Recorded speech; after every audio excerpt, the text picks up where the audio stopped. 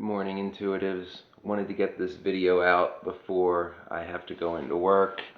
And this one's going to be a little different from my standard videos. This video is more for non-INFJs, and it's 13 things that they should know and perhaps try to understand about us if they're wondering why we're so different than the vast majority of people. And why 13 things? Because I'm a witch, and that's how many full moons there are a year and how many members in a coven, and it's a witch thing. We like the number 13. So I want to once again ask if you haven't considered helping me raise money for charity. The video's there. I'm trying to raise money for charity. I pledged to upload 33 videos in the month of July. I created a playlist for it. I think this is number 10, so you can track my progress and show that I'm upholding my end of the bargain, as I fully intend to, because I always do. Because growing up, if I didn't, my dad would not take too kindly to that, and he was Irish American, so you can imagine how that would go. And even though he's dead, would slow him down from coming after me, but I don't know if it would stop him. So it's for a good cause. It's affected, me in my personal life, especially back in the early 2000s when it affected my mentor and favorite family member of all time, my maternal grandmother. So if you can throw a few bucks, don't be cheap. I'm asking you to throw like $5 towards a worthy cause and a charity that's run by an intuitive type. Please do that. So now, let's get into what the hell I want to talk about. Oh, and thank you everybody for taking the time to listen to some random guy talk about topics like narcissistic abuse and MBTI, read bad poetry, some nobody in nowhere who's broadcasting from a 120-year-old Duncan Fife sofa, which is awesome. I know it's pink. I don't care that it's pink. I've liked it since I was little. And it's original, and it's, I don't know, I like the right here. Quiet room. I've always liked this room. So, without further ado, 13 traits that other MBTI types should know and try to understand about the INFJ and why that makes us different. Number 1, we're always in search of deeper meaning. We're not surface level people. Can't live in the moment. Can't just, let things happen. There has to be a meaning behind things. Explains why we're always looking for synchronicity too. This is at work, with friends, interactions with strangers. We're always trying to find a way to observe what's beyond the surface. Number 2, although other people have an easy time connecting with us, I'm sure as INFJs, you've experienced that. I'm going to try to give examples of these 13 things from my personal life too, for the most part. You ever notice when you meet new people, they're real quick to open up to you and to tell you things that you wouldn't expect someone just meant to tell you? Yeah, it's part of being an INFJ. And of course, we always try to help. There is a reverse to that. We value our privacy, and we're very selective of who we open up to. And that's because we're private people, we're introverts, and we also have trust issues for good reason. So it's often hard when we meet new people to be comfortable enough to, quote, be our true selves around them. That chameleon instinct kicks in subconsciously. We can't turn it on and off. It just kind of happens because we're terrible liars. We're terrible at, quote, wearing masks, and we are not natural born actors by any means. Number 3, we're highly empathic and sensitive, and that can especially be tough on you if you're male, because, society says males aren't supposed to. Those are feminine traits, as is intuition, supposedly. And the tarot says so too. The moon card is the intuition card. It's female. The sun and the stars are male, but if you're an intuitive male, the moon card applies to you. But we'll get into the tarot another day. So we have, this innate ability to understand what people are going through, and we have genuine care and concern for others, and we're very unlikely to try to use people and very likely to call out those that do.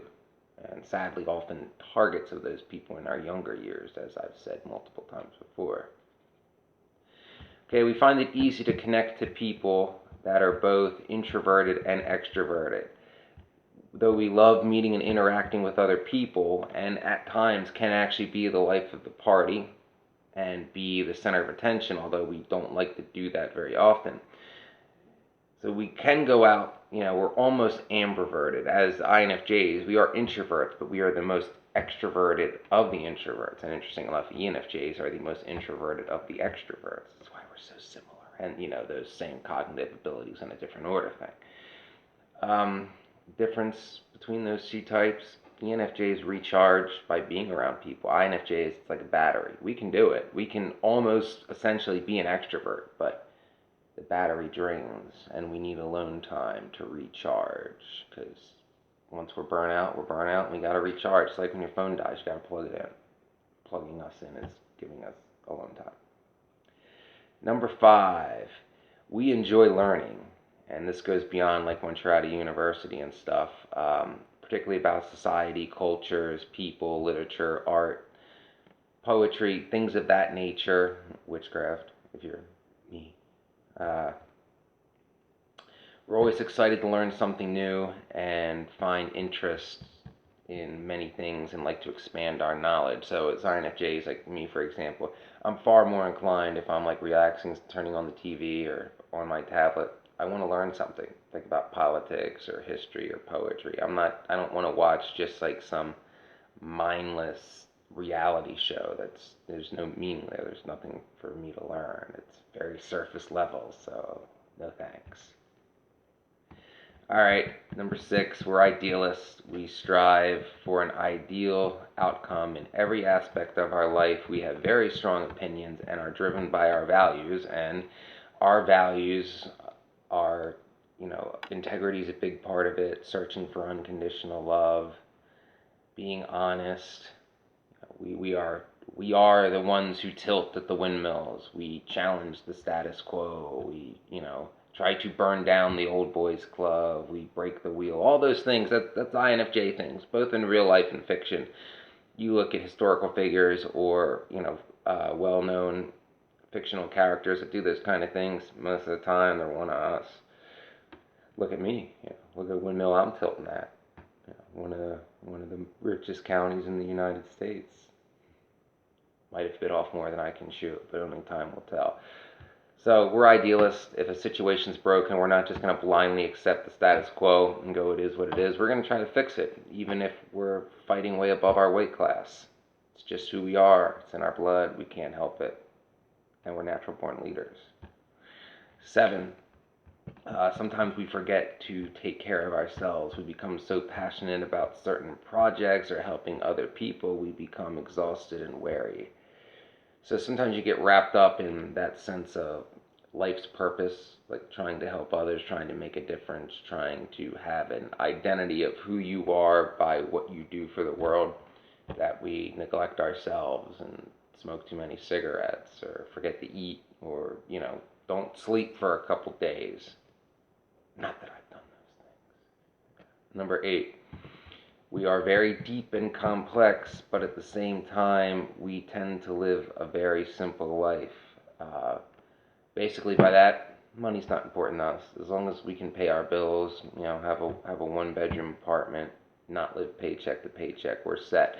We're driven by what we do and the changes we can make, the people we can help, and not the possessions that we have. We are not materialists, and keeping up with the Joneses means nothing to us. So we reject that, quote, high school style culture and also the baby boomer style culture that they've been trying to shove down our throats our whole lives, especially me in Chester County, because Chester County is a never-ending high school, and I abhor it. We see things on a larger scale and put more emphasis in relationship and friends than possessions or money, like I just said. And I love that about myself. We can be loyal to a fault. Number 9. We recognize everybody has flaws and try to see the beauty in people's weaknesses over judging them. The problem lies when others do not give you the same courtesy and you end up feeling bitter or resentful. Yeah, like when we try to help people who've gone through rough times and try to get them back on the right track, the track that they say they want to be on, and they, show them like how to be treated right in a relationship, for example, once, and then they hook up with a heroin addict behind your back and you end up getting shot and need a titanium knee. See the scar? Yeah. Alright. Number 10. We have a strong sense of idealism, but we are not simply a dreamer. We realize and understand that goals have a lasting impact, and we take the necessary steps to make dreams happen. This falls into, as I said, we play the long game. Yeah, our head can be in the clouds and we have implausible dreams. But we know that's a step-by-step process, and to reach that end game, it's going to take time. We know, no one's going to do it for us. It's not going to magically happen, with waving a magic wand. That there's certain steps we have to continue to keep taking towards that goal in order to make that dream a reality. And we're very realistic in the sense that we plan each aspect step by step to get there. Number 11, the true feeling of success to us is based on a condition of your relationship with other people and your own level of accomplishment. That's a pretty simple one. Like I said, I wanted to help people most of my life. I wanted to be a professional firefighter since I was 17 years old when I first got certified as an emergency medical technician. I wanted to live in a city and be a professional firefighter and help people and find unconditional love. That's really it. That's really all I wanted. Middle class job, not living paycheck to paycheck, unconditional love, helping people, good to go. Don't need fame or fortune. So that's our level of accomplishment. If we have that successful unconditional bond with somebody, and if we feel we're making a difference in the world, that gives us a sense of identity and purpose. Number 12. Our insights is one of the greatest assets, and it regularly helps us solve problems. We notice the small details most people seem to overlook. By being able to find patterns and meanings in the world around us, we are able to look at the problem in a number of ways and generate various possibilities. Essentially, introverted intuition. Our number one cognitive function, how our crazy minds work most of the time. Listen to it. That's really the only thing there. Listen to it. And if you are a non-INFJ, or if you're another intuitive type with NI, like ENFJs, listen to it. It's there for a reason. Or, if you're a non-intuitive type, listen to what the intuitive types are saying. It's not clairvoyance, but introverted intuition. Even Carl Jung didn't fully understand it, but it's right more than it's not. So, number 13, we find joy in fulfillment in expressing ourselves through arts. We are likely to have a talent for language, and writing self-expression helps. You reference everything that's going on in our head. So we're terrible, or pretty bad anyway, at straight up expressing our own emotions to people, somewhat because of trust, somewhat because there's this disconnect between here and here, and it just doesn't come out right. It sounds perfect up here, though. So we usually have an artistic outlet. INFJs are usually very creative types. Some are good artists. I'm not. I struggle to write bad poetry, but that's my outlet, and most INFJs have a similar outlet. So these 13 traits, I'll call it the INFJ Coven, are 13 traits that INFJs should be aware about themselves, and more importantly, that other types should be aware about the INFJ if they are indeed seeking a friendship or relationship with someone who is an INFJ. They need to understand we're not wired like most people. That's not going to change. We don't want to be wired like most people. These are things that are important to us, and if you don't at least try to understand them, that connection with someone like us isn't going to happen. Thank you all for taking the time for this video. Please like and subscribe. Remember, never sell out your integrity, and always trust your intuition, and always donate to charity.